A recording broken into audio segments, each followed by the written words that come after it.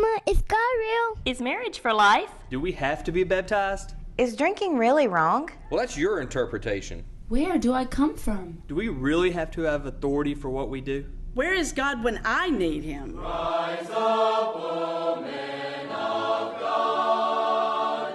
His kingdom tarries long.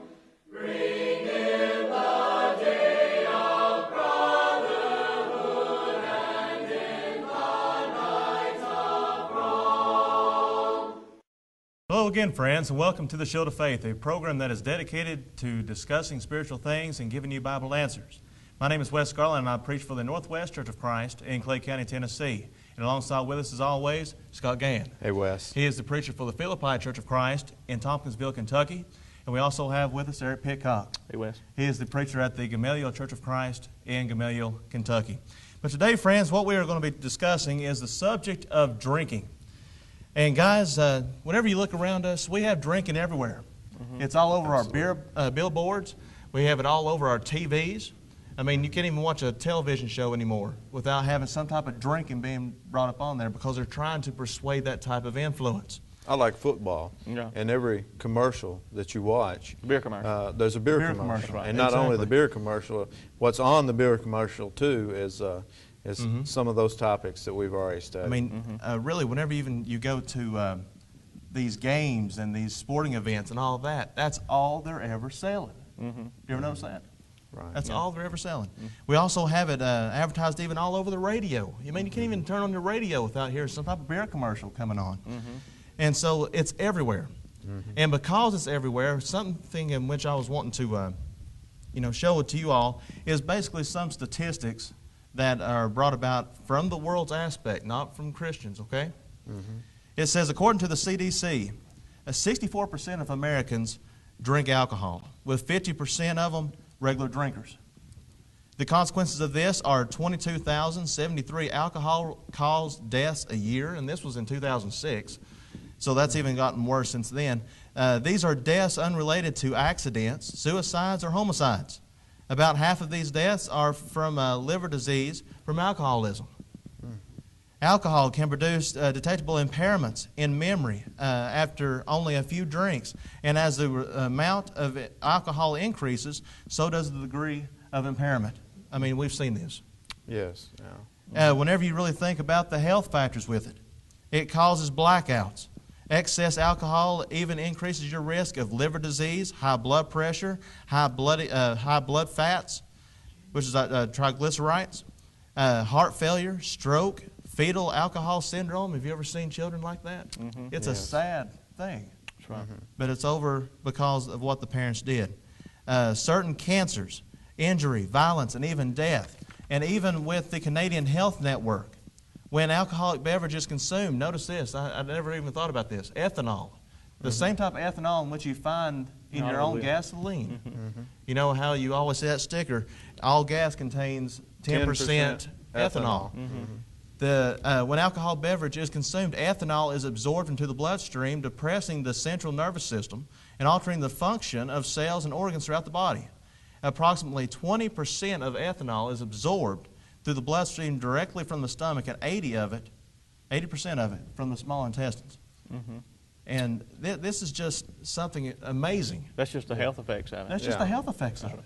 And that's just a few, really. That's just very, very, very minimal. Yeah. That's the result of the health effects of it. And then you got the social effects that it causes, and the economical effects that it causes, and mm-hmm. the homes that it destroys, and the lives that it tears down. And I think it's kind of interesting when you ever see a beer commercial. You don't ever see somebody beating his wife. You don't ever see somebody neglecting his children. You don't ever see somebody or abusing his children. You don't ever see anybody running into another automobile and killing folks. You don't ever see that in the commercials. I tell you what, there is a commercial that's on that I thought was appropriate, that new commercial about drinking and driving, mm-hmm. where they nail those cars mm-hmm. in the road. I thought that was a good commercial because you will get nailed. Mm-hmm. And if it's against the law to drink and drive, mm-hmm. so people go into these public places and they drink and then they leave. I mean, what's the concept behind that? This is what I don't understand.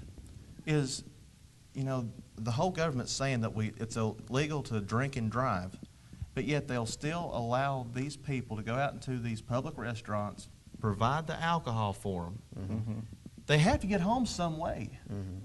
So, you know what? This is What's what I'm another thinking. inconsistency? Well, this is what I'm thinking. If you want to really say that it's illegal and prevent people from doing that, take it out of the restaurants. Yeah, illegalized. I mean, well, you know, and I know some people say, well, I don't drink out. I don't go out and drink. I drink in my home. But still, that doesn't make it right. We'll look at some of those principles here to prove that is the case. But what we're really wanting to do is just to sit down and see what the Bible says about it. That's what this show, or this program, the Shield of Faith, is all about. To see what the Bible says on this topic. The Bible's very plain and teaching us that. It is, surely is. The Bible's very plain in teaching us that drunkenness is wrong, that drinking is wrong. You know, Romans 13:13 says, "Let us walk properly as in the day, not in revelry and drunkenness, not in lewdness and lust, not in strife and envy." And another passage is in Galatians 5:19 through 21, where he gives the works of the flesh, and they are evident, which are adultery, fornication, uncleanness, lewdness, idolatry, sorcery, hatred, contentions, jealousies, outbursts of wrath, selfish ambitions, dissensions, heresies, envy, murders, drunkenness, revelries, and the like, of which I tell you beforehand, and as also I told you in times past, that those who practice such things will not inherit the kingdom of God. We understand that just from these two passages, and listen, if these were the only two passages that we have, that'd be enough to condemn it. If we only had one passage, that would be enough to condemn it. Well, you have in one, you said, you shall not inherit the kingdom of heaven. And then in verse 14 of Romans 13, you read 13:13, and in verse 14 it says, but, that's a contrast of all those sins that you were talking about, or those things. It says, but, put ye on the Lord. Put on the Lord, Jesus Christ. Make not provisions for the flesh to fulfill the lust thereof. And so these sins are fulfilling the lust of the flesh, just like you read in Galatians 5:19. So those are two things that are contrary to the will of God, and two passages where it proves that drunkenness is contrary to the will of God. And so I think that has volumes to say what the Bible speaks upon drunkenness. But you know, that's you know, when somebody reads those passages, they say, well, yeah, that's wrong. But oh, you don't understand. You know, well, I don't get drunk. Well, if you drink. If you drink one drink, you're one drink drunk. Yeah, that's what right. you know. We make that analogy. If you do anything, you're that far intoxicated. Yeah. You know, the Bible's filled with passages. Be sober-minded. It doesn't mean not be intoxicated. It doesn't. It does. We use that to be not to drink today. We use that term. But what the Lord meant is be clear-minded. Don't be cloudy-minded. And when you drink, if you drink one drink, your mind is that much clouded. You can't think clearly. And so, whenever you are ever indulging in a drink, even though it might be just one drink, it automatically goes straight to the bloodstream, and it goes straight to the brain, which alters your mental status. Right. So it doesn't matter really how much you drink. You're still getting that type of alcohol into your bloodstream. And like it goes back to the principle you said, you know, it has ethanol in it. Yes. Now, who would want to take a cup of glass, 2 glasses, and you've got 100% of gas here. You pour 10% out in this other glass. This is gasoline. This is what we run our vehicles with, and say, okay, drink this 10%. I know it That'd be didn't work foolish, out wouldn't that it? way. Yeah, it would be foolish. Nobody would do that. I mean, ethanol in and of itself is a poison. Yes, that's exactly what it is. I mean, if you examine it, that's what it is. It's a poison. It poisons the organs. It poisons the body. It's very damaging to your health. And besides that, the Bible condemns it. A person will lose their soul if they indulge in alcohol. Absolutely. And you know, the process of drinking is wrong. You know, like we said, you drink one drink, you're one drink drunk. It's the process of loosening. And that's what's going on when you're drinking. And then these revelings and you know, some of these sins that he talks about in Galatians 5:19 and 1 Peter 4, you know, it's the process of loosening. And you know, you can't tell me I've seen experiments done where people was given non-alcoholic beer, and then you have individuals that were not given alcoholic, that were given alcoholic beer, and they act about the same. You know, you get you know, on both ends. You know, you get just the moment that the person begins to drink is when. That's the moment that the loosening process begins. That's when you begin to start noticing the difference. I think in that passage you were referring to, 1 Peter 4 and verse 3, it says, we've spent enough time in our past life doing the will of the Gentiles when we walked in lewdness and lust and drunkenness and revelries and banquetings. We have one translation reads banquetings. We have drinking parties. And I want us to concentrate on these three words that we're looking at. We have banquetings. First we have excess of wine or drunkenness, and that's the overflowing of drinking. That's being incapacitated. Mm-hmm. You know, you drink to the point Over that your you're limit you're can't do it incapacitated. And then you have, it's a process. You know, it's like everything else. It's a process. It's a loosening process. It's a loosening process. And then you have banqueting, which really people say, well, it's okay to social drink. You know, we have people in the church today saying that they're condoning social drinking, and that's wrong. This passage in itself refutes that, because this is the connotation of what this passage brings about. It's drinking in a social manner, carousing about. You know, people say, well, you know, we can go out and we can have some wine or we can have a beer with our meal and stuff. Well, this passage here says you can't. And so this banqueting, and also you have the revelings, which is the results of this situation, the loosening of yourself by drinking. So we have three passages here right in a row And whenever that, you even that think shows about that process. that definition of revelings, Strong's actually defines it as the consequences of drunkenness. Right. So one thing is just like what you were just saying, was going one right after another leads, just like all sin. Yes, all It sin. leads to other sins. You know, we go back to that passage there in James chapter 1. You know, it says, you know, you're enticed. Alcohol entices people. You know, a sober person or a person that doesn't drink will not do the things That's right. that he would do if he's drinking. That's right. I mean, I mean, you know, there's an old saying, well, if you drink so much, you're 10 foot tall. You feel 10 foot tall and bulletproof, but you're not.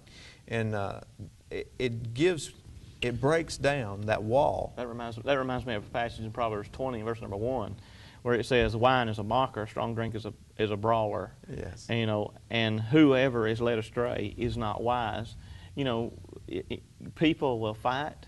Right. It makes them want to fight. It makes them Yes. want to do things they should not do. Makes them feel indestructible. That's right. That's right. It makes them feel invincible. Bulletproof. That's right. Just like we said, they're not sober-minded. They're not clear thinking.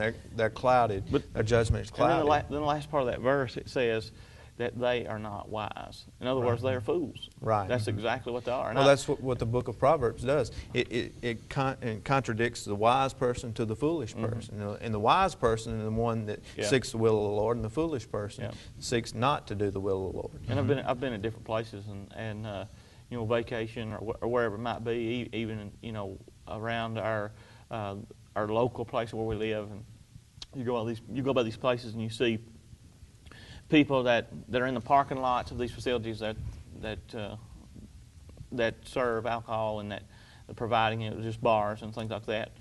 And I drive by those places and I think to myself, there is a bunch of fools. Absolutely. And that's exactly what Proverbs 21 tells us. Is You're just being they are- scriptural. That they are not wise, right? Yes. And you know, it makes us do things we shouldn't do. And you know, we go back to those passages in Romans 13 and Galatians 5. We very easily see that drunkenness is wrong. But here's my question: is, you know, we have people that says they come up with the excuse, well, wine is talked about in the Bible, and we see, you know, that people use wine all the time. Well, what we have to understand is that definitions change and words change. Absolutely. And I find it interesting that in the 1700s and 1800s, the definition given for wine, the very first definition given for wine, was of the vine or was grape juice. Right. That was the first definition in the 1800s. And so in the 1800s, whenever somebody read the word wine, whenever they thought of the word wine, the first thing that come to mind was, well, that's grape juice. Right. That was the definition. Well, over time, and as modern days and wickedness and things have taken over and people have changed their mind and words have changed, the word wine now has took on a different meaning. Right. And it still can mean of the vine. It still can mean grape juice.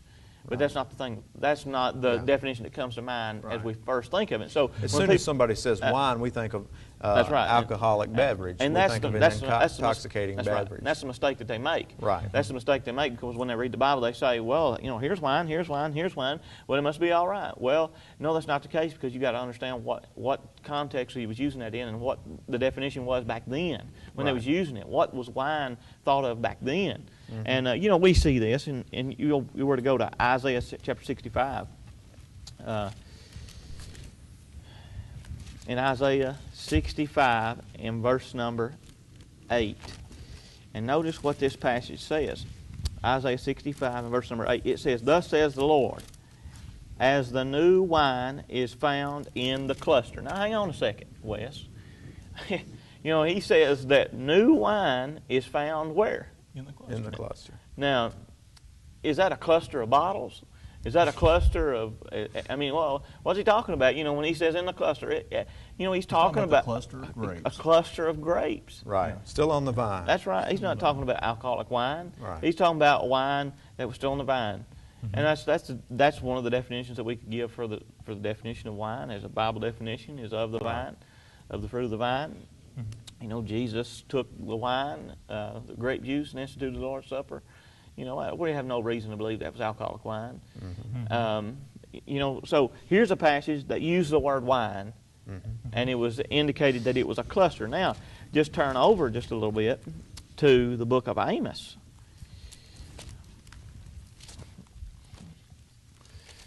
All right, we go to the book of Amos, in Amos chapter 9, in verse 13. Notice what this passage says. It says, "Behold, the days are coming, says the Lord, when the plowman shall overtake the reaper, the treader of grapes, him who sows seed, and the mountains shall drip with sweet wine, and it shall flow in it," or with it. So here he says, the mountains shall drip sweet wine. What he's talking about?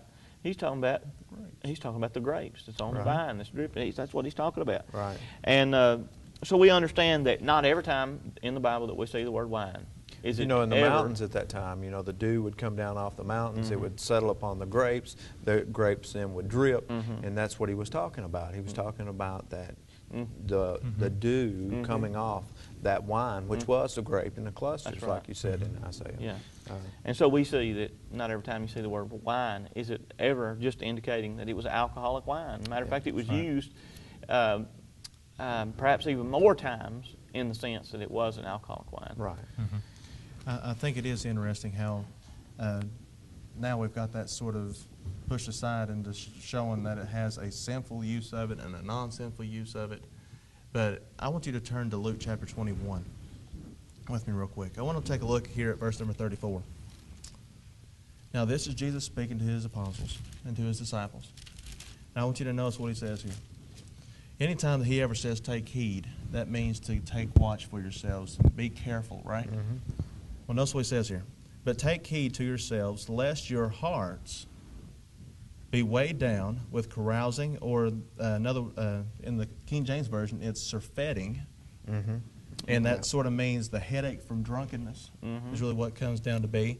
"Drunkenness and cares of this life and that day come on you unexpectedly." He's saying you need to watch out for yourselves, lest, or because there's something that's going to be trying to be tempting upon you. Right. And he says, okay, you've got to watch out for yourselves. And in that word drunkenness, whenever we think about the drunkenness that's mentioned here in this passage, and also in Galatians 5, 19 through 21, and also Romans 13 and verse number 13, that word drunkenness, there's a reason why it's written in that way. Because drunkenness is actually the whole process of the drunken process. Any state, it doesn't matter what state you're in. Yeah, that's right. Because the purpose of drinking that is to be intoxicated. Now, as a paramedic, you may know. If you don't, that's fine. What is considered to be under the influence in the United States? 0.08. Okay, 0.08. All right. Well, in other countries, somebody gets pulled over in the United States and they're 0.08. They're considered drunk. Well, I'm finding it interesting in other countries. That's significantly lower. You know, even in Russia, it's 0.01. It's just like almost, you know, Yeah. one sip, one sip of it. Actually, in Russia, they actually tell you to not even, if you're going to be driving, to not even breathe around the alcohol and to steer away from even breathing it in fear of getting into your bloodstream.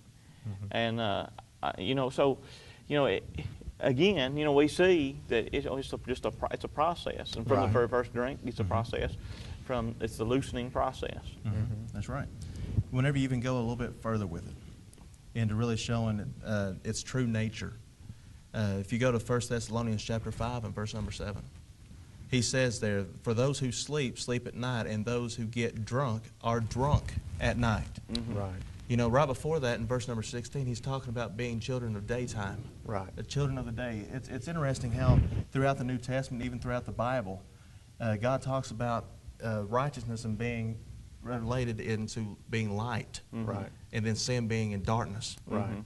Well, we look back and we see most of the crimes. I mean, this is not, you know, we're not saying anything everybody doesn't know, but most of the crimes that happen, they happen during the night. Now that you have some exceptions, there's some bold people. There's people that breaks in during the day and things like that. Most of the time they get caught too. But most of the, absolutely. But in the nighttime, you have clubs that serve alcohol. They don't open up at lunch. They open up late at night. And in most bars, do they get busy during the day? Most of them are Busy unless night. they busy nights. Busy and night. so we understand that situation, you know, is most of these things are done at night because of the fact that why is it done at night? Is it's it a a shameful thing. process because of the fact that in the nighttime is when you feel like you're hid from it. One of the things that we see, though, people try to argue is they try to argue that I'm just relaxing. It's just a relaxing process, or you know, what in the world is wrong if I go out and I just have a beer or two with my buddies, or you know, I'm not going to get drunk. I'm not going to cause any problems, and you know, I believe we've already discussed that. You know, it's the process of it. But not only that, it's not only just the process, but you know, we see passages like 1 Peter 4 and verse 3 where it talks about the banquetings. And you know, that word banquetings, that involved the process of going together and meeting at a place that involved drinking. What we would consider getting together at the football game and drinking a beer with our buddies, that's banqueting. That's exactly what That's banqueting. the modern day definition for these gatherings That's right. that we have, or that people have rather, that get together to associate themselves with one another and to drink and to, you know, experience something, and whether it be at a bar, whether it be at somebody's house, whether it be, you know, in a club, or even whether it be eating a meal, going out to eat. And besides that, Proverbs 23 and verse number 20 says not to mix with the wine bibbers. Right. In other words, you know, if you're trying to lead a pure and wholesome life and be a clean person, a Christian, and live like you should live, you shouldn't even want to be in those places. Right. And so, you know, you're not to mix with the wine bibber. Let's go. I want to show another passage really quick. It's in Habakkuk. Habakkuk chapter 2. All right, Habakkuk chapter 2 and verse number 15.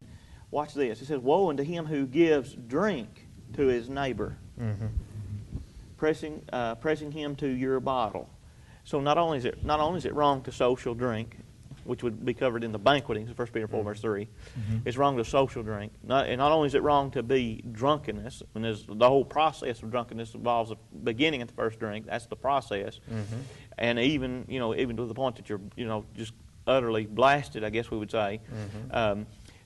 So that's wrong. Social drink is wrong. Drunkenness is wrong, and then even providing it is wrong. That's right. Right. You know, if my spouse drink, it would be wrong for me to go to the store and buy it for them. That's If, you know, if some people say, well, my children, you know, I don't want them to go out and get in trouble, and so we'll just provide. That's a sin. That's a sin in many ways. I had some neighbors that lived Yeah. across from me, and they said, "Well, I know my children are going to do it." That was the first problem. Yeah. They should have taught their children not to do it. That's right. They should have And then, think. That's so right. this is the same thing. It's a process. Yeah. So then he said, the lady told me, she goes, well, I'll go buy it for them and bring it home and let them drink it here while they're at home.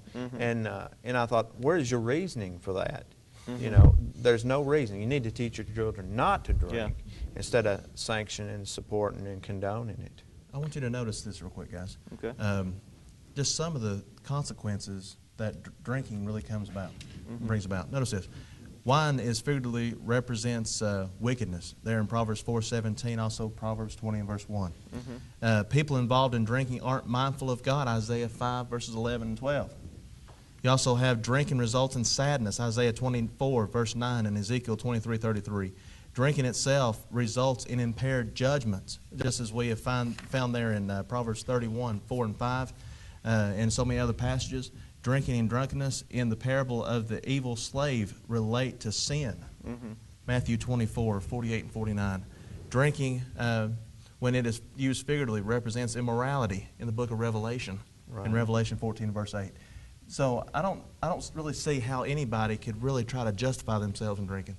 No. There's just no way. I mean, the Especially Bible not- is clear. Not when you go by the Bible. When the Bible's very clear. It's Right. very clear when in social drinking and you know, members of the church, they need to straighten up. And they need to get rid of this social drinking, this attitude that they think they can get by with doing this. We need to have men in leadership positions, elders and deacons. That's going to stand up against this stuff stand and won't firm on this. tolerate it. That's Yes. right. We're not going to. We don't need to tolerate this thing. If Our Lord God wouldn't don't tolerate it, That's right. if the Lord God, Jesus wouldn't tolerate it, and why can we? I mean, That's you know, right.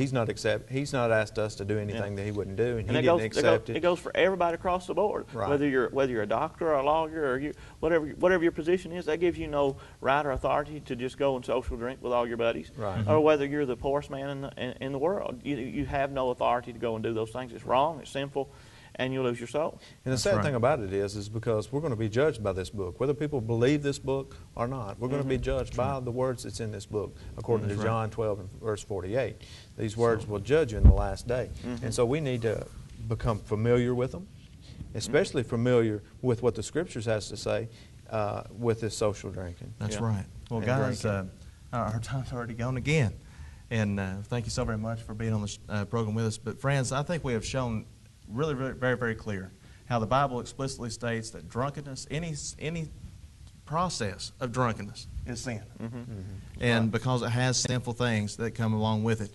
But I do want to say, if you have any questions or comments concerning this program or about this episode itself, please just call or write us at questions@shieldoffaithtv.com.